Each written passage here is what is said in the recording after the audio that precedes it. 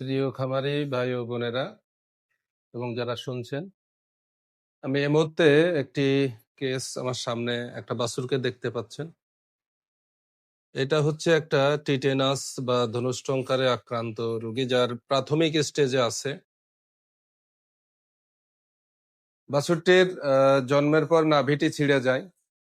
আমরা জানি আসলে কোনো ক্ষত বা কাটা জায়গা থেকেই সাধারণত টিটেনাসের জীবাণুর আক্রমণ ঘটে এবং টিটেনাসটা মূলত হয় ক্লোস্ট্রিডিয়াম টিটেনি নামক এক ধরনের শক্তিশালী ব্যাকটেরিয়ার মাধ্যমে, যেটা যে কোনো কাটা বা ছেঁড়া বা ক্ষতর মাধ্যমেই প্রবেশ করে।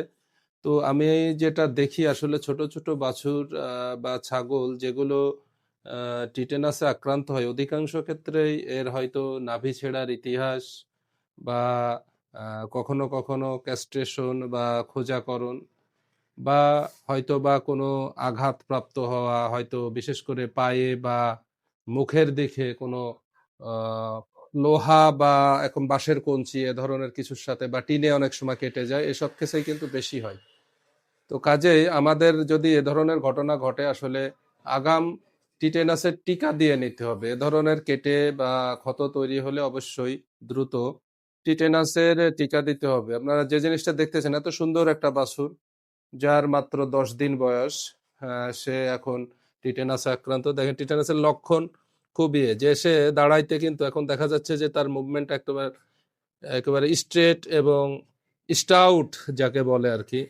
তার জটা আটকে যায় বা জ খোলা কঠোর অলরেডি। আপনি একটু দেখান তো, জটা এখন খোলা যাচ্ছে কি কঠিন, শক্ত হয়ে গেছে, শক্ত হয়ে গেছে।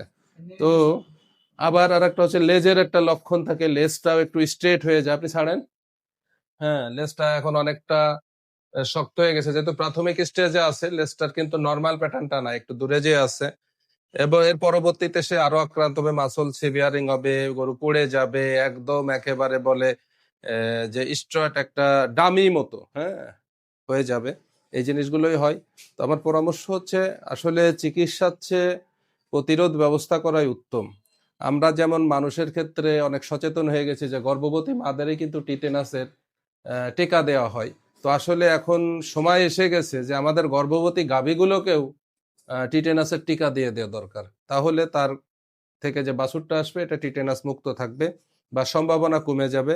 আর অবশ্যই যদি কোনো কারণে নাভি ছিঁড়ে যায়, যেহেতু নাভির মাধ্যমে দেখা গেছে যে অনেক ক্ষেত্রে এই ঘটনাটা ঘটে, অবশ্যই নাভিকে আমরা খুব সিরিয়াসলি নেব। নাভির পরিষ্কার পরিচ্ছন্নতা, সেটা মায়ের থেকে ডিটাচ করতে হলে একটু রেখে সুন্দর ধারালো অস্ত্র দিয়ে যেটা কেটে দিতে হবে এবং ওইটাকে ভায়োডিন বা এরকমের অ্যান্টিসেপটিক দিয়ে ওয়াশ করে দিতে হবে। যদি সন্দেহ বেশি মনে হয়, অবশ্যই তাৎক্ষণিকভাবে একটা টিটেনাসের টিকা দিয়ে দিতে হবে। তাহলে আমাদের এই যে সম্পদ, আমাদের খুব আসলে তো খামার টিকেই থাকে বাছুরের মাধ্যমে। তো এই বাছুরগুলি, এই সুন্দর সম্পদগুলি আমাদের থেকে নষ্ট হবে না। হ্যাঁ, আমরা যদি আগাম সতর্ক হই, তাহলে এই ক্লিনিক্যাল ফর্মে এই রোগাক্রান্ত অবস্থায় অবশ্যই আমাদেরকে ফেস করতে হবে না। টিকা দিলে কিন্তু 100% টিটেনাস মুক্ত থাকা যায়। ধন্যবাদ।